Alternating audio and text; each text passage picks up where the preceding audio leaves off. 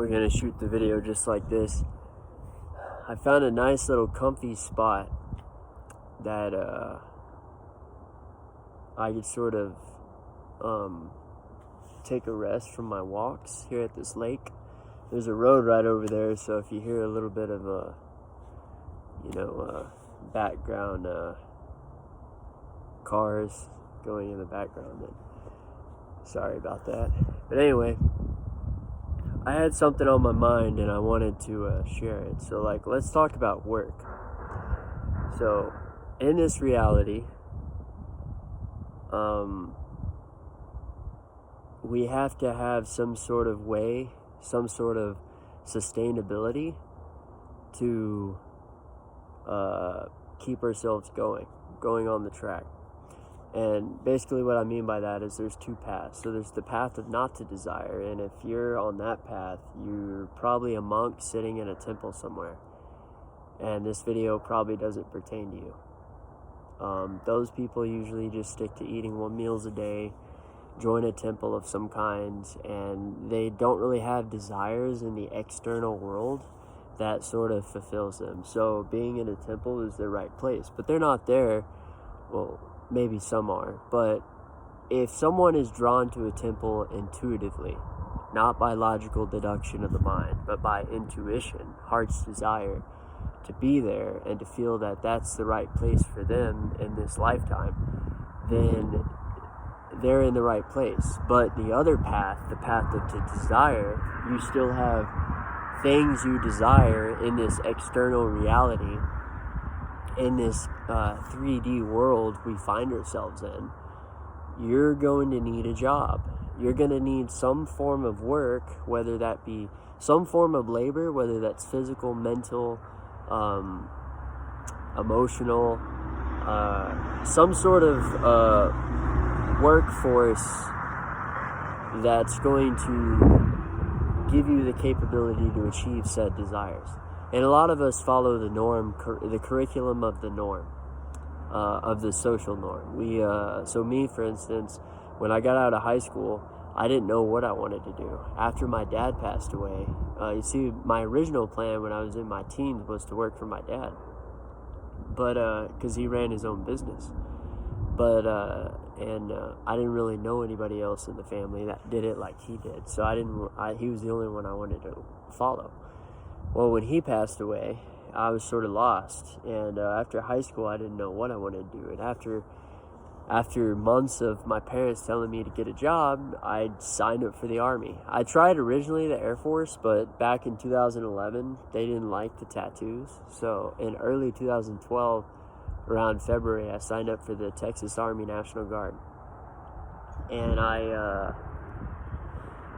went down that path, and so I still needed a part-time job in the civilian world, so I was a pizza delivery driver at Domino's for a while, and then I hopped to Home Depot, and then I sort of stuck with retail once I stayed with Home Depot for a while.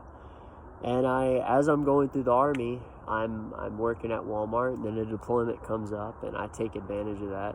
Well, I guess I should rewind a little bit. So after a couple of years in the Army, my sergeant asked me what I wanted to do with my life. And this is when I just turned 21, and I kind of went through an alcohol phase. And it was short-lived. My alcoholic phase only lasted like 3 months. And then I went through some serious drama, and I didn't want no part of that. So I still drank beer, but I didn't overdo it. I wasn't getting smashed all the time. I sort of learned my lesson right then and there. And after that whole ordeal,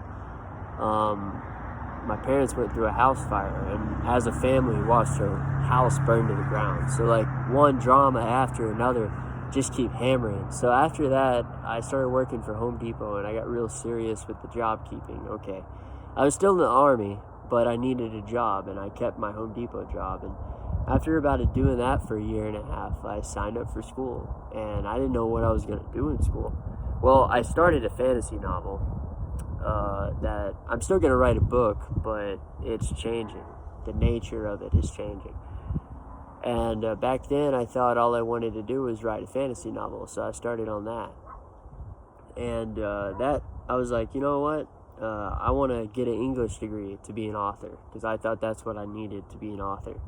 So I signed up for 4 classes at school: college algebra, English composition 1, intro to philosophy, and a speech course.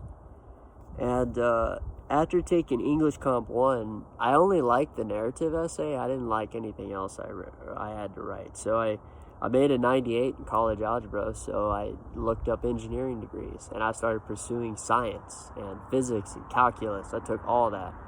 And I eventually made my way to A&M. And after the deployment to Egypt, I went to A&M, and eventually I got the degree, and I'm still working in retail. I'm going to keep it anonymous, but I work in a grocery store, and it's a pretty good gig, and I've been working there for almost 6 years, but it's not fulfilling enough. And one thing after another, I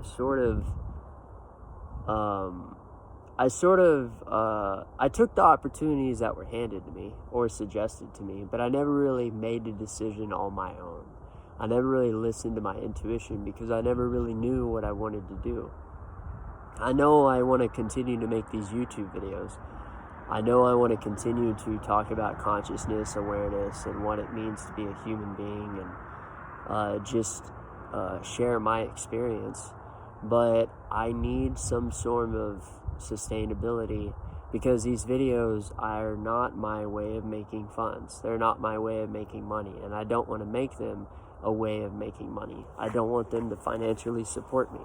I want them to merely be a means of sharing my own life experience with others, and maybe I can connect with other people this way, people that can relate. And lately I've had an intuitive pull to go into trades, because I know one thing is, I have a math degree with a minor in English, so I went back to English. I forgot to touch on that. I took fantasy literature. I took 3 courses at A&M: fantasy literature, fairy tales, and a whole course based on Tolkien, Lord of the Rings, The Hobbit. The entire course was like that, and I took all 3 of them with the same teacher. She's awesome. I brought back my love for English, and I stepped down from a bachelor's of science in math to a bachelor's of arts in math, and I graduated. I got the degree. But that was 1.5 years ago, and I never wanted to use it, because it was all about a means to an end. It wasn't about what's going to be right in front of me, what the job is going to be like. And maybe in the future, I may want to go for some form of master's and be a part-time professor. I don't know. And I'm still deciding on that. But lately I feel an intuitive pull towards trades, because the job I have now, one thing I like about it is there's something to be cleaned, and it's right in front of me. So I'm working with something. It does require mental, but it's mainly physical labor, and that suits my likes versus my dislikes. I don't like to be cooped up in an office cubicle, but it's still the company I work for. If I wanted to move to Montana, because I live in Texas right now, if I wanted to move to Montana, I can't do that. I can't transfer that experience that I've been shoveling away for the past 5.5 years to bring it to Montana. There's no position for it. I mean, the closest thing would be a janitor somewhere, and that's fine. I could make a decent living doing that, but I want something that's more malleable, more transferable anywhere I live in the world. And I started looking into trades, but welding, I easily ruled that out. My dad loves welding. I never did. I had one experience with it in high school, and I didn't like it. The fumes, the dirtiness, nah, that's not for me. And I know trades, you get dirty, but I don't like that type of dirty. And even the job now, you get dirty, whatever. And electrical, dangerous. I had to cut trees a few months ago just as a side job. I made $140, but I was dealing with chainsaws, and lumberjacks seem interesting, but it's dangerous. You could cut your arm or leg off. I like to walk. I like to play video games. If I cut my legs or arms off, that's going to be a serious hindrance to my desires to play video games and go for walks and hikes. You know, like, no, it's not worth it. Electrical, definitely not worth it. Pays a lot, but to me, it's not worth the risk. So, as far as common trades go, that just leaves carpentry and plumbing. And I'm sure there's others, but these are the 5 that I was looking at. And carpentry, I don't really know much about, but it still seems, you know, plumbing just seems the safest. And I also have a little bit of experience with plumbing. I had a pipe burst on my house a couple years ago, because I ran the hot water like a dingleberry, and it burst the pipe outside. And my house was built in the 1940s, so it's this old galvanized steel pipe. So it burst, and there's just water leaking everywhere. So I had to turn the water off, and I couldn't figure out how to do it at first, but I figured it out. And I called a plumber out there, and he wanted to charge me $1,000 minimum just to fix that. So I was like, no, thank you. So I went on YouTube, and I did some research, and I went to Lowe's. I got some PEX pipe. I got some PEX pipe fittings. I actually bought some tools because I get a military discount. So I was like, you know, I could use these in the future. I got a couple of pipe wrenches that they use for the pipes. You grab, you put one on there. I'll have to show you guys if I make videos on plumbing. That's another thing I could do. If I become a plumber, I can make YouTube videos and show you how to fix stuff. Like the simple fixes at first, and then we'll work away from there. But you can put the pipe on there, and then you put an opposite one on the other side, and you turn them against each other to like tighten the pipes, so, or to get them loose. So because the way the old galvanized pipes were in there is they had what was it? So when you put a brass fitting onto a pipe, before you just screw it in there, you're gonna want to put some what do they call it? Some plumber's thread. It's this white thread you put on the pipe, and it acts as a sealant for the water, so it doesn't all leak out. And there's also like some like rubber gaskets that go in there. I'd have to show you with what I mean with this stuff right in front of me. But anyway, I bought the pipes I wanted. The only thing I didn't buy that if I do get into plumbing, I probably will pick up because it was really useful, is so with PEX pipe, they have these crimps, and there's a tool that you use to crimp the metal rings down to tighten the PEX to the brass fitting, and I'm probably not explaining it right, but anyway, you crimp it down. You crimp this like tube looking thing down, and that's like a $200 tool. It's really useful if you're going to get into PEX pipes. And if I do plumbing, I only want to install PEX pipe and or copper. And I have no experience with soldering copper, but I do have a little bit of experience with PEX pipe and fitting it to already existing galvanized pipes, because I did that with my own house. So, and I just used YouTube and my time, and I took my time with it to sort of learn and do it right, because I didn't want more water bursting out or anything. And another thing I did once I put the PEX pipe in there was since it's outside, I grabbed this gray tubing, which is electrical conduit. It's UV resistant, because PEX pipe is not supposed to be exposed to outside elements like the sun. And this time of the year, the sun's not really out, but in Texas, it gets pretty bright and pretty hot, so it can crack the PEX pipe.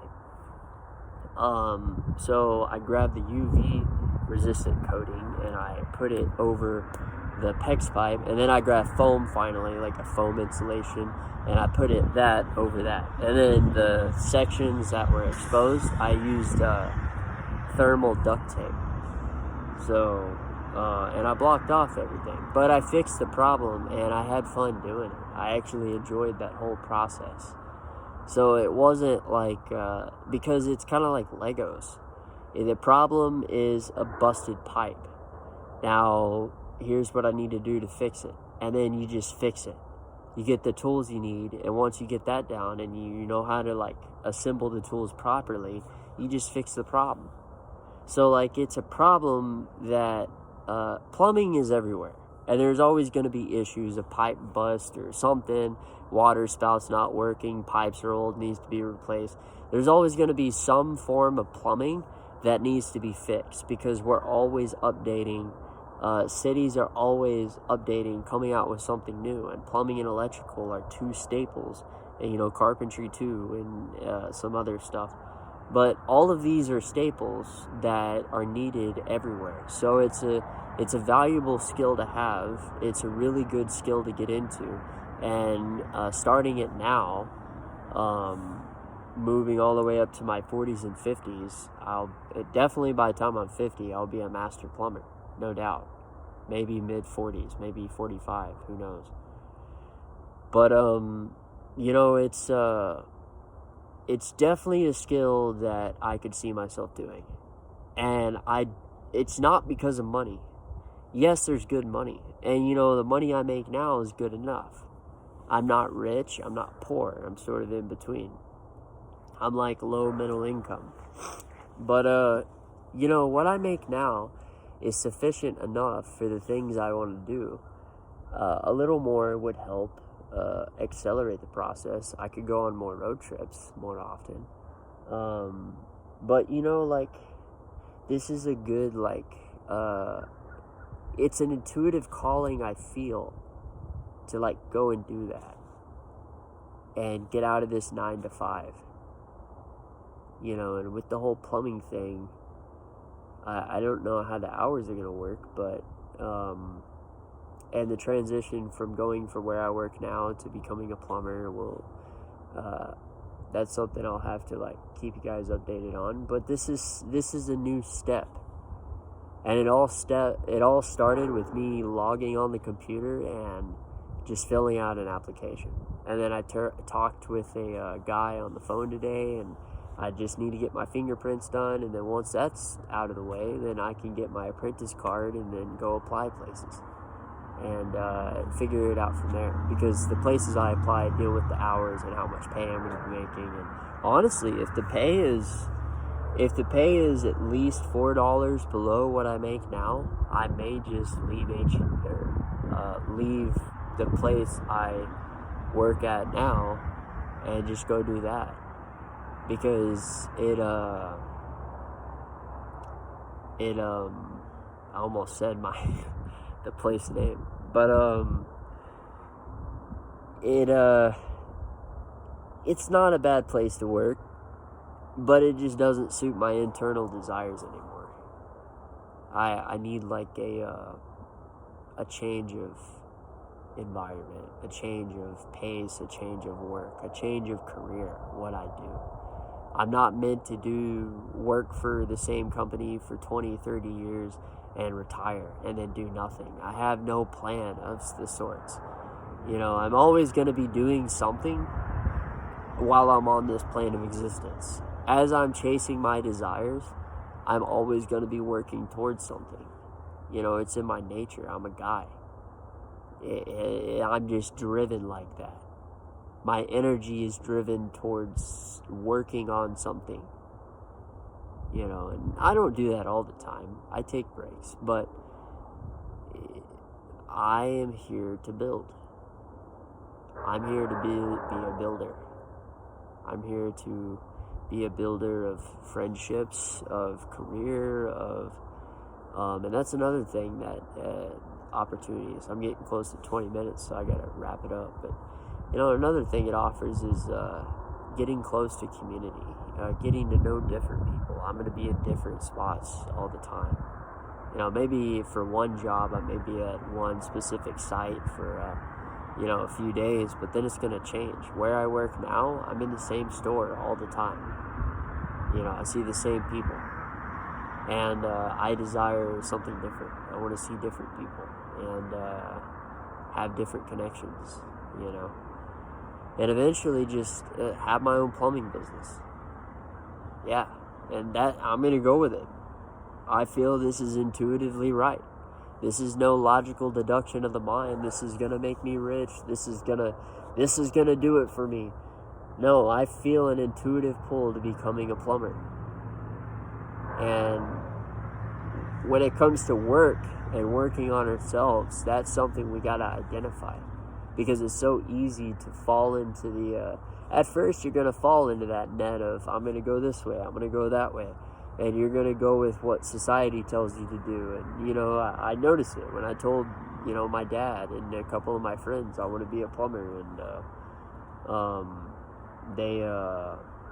my dad was actually pretty supportive of it. But, you know, one of my friends, army buddies from a while back, he was kind of like, well, what about using your math degree? Isn't plumbing far away from math? His mind was off track. Now, he was kind of in a rush. He was busy doing other things, so I get that. But, you know, at the end of the day, these people aren't you. And they're not living your experience. So your intuition is going to know what's best for you. But there's two things inside of you. There's intuition, and then there's the chattering mind, logical deduction. The mind talks. This is a good idea. Intuition's more of a pull. It's more of a desire to, like, you're being pulled towards something. Like the same way if you saw a really pretty girl and you're single and you don't have a girlfriend, you're pulled to that individual. That's more like intuition. But that was tricky. I'll have to make a video on that, because that also could involve the mind. Lust. See, being able to distinguish the difference between lust and love is really important. Anyway, if you guys enjoyed this video, this is a long one, but leave a like, subscribe for more content, comment down below. I'll keep you guys updated on what I decide to go do, and catch you guys in the next one. Peace.